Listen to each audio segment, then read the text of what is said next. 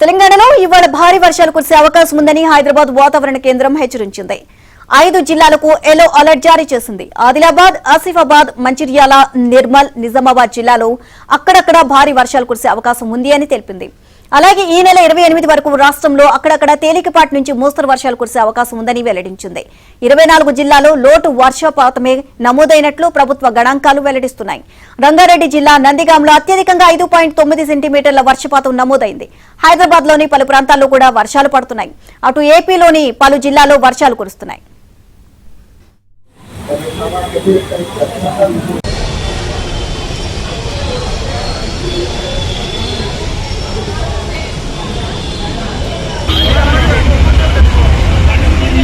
అక్కడక్కడ భారీ వర్షాలు కురిసే అవకాశం ఉంది అని తెలిపింది.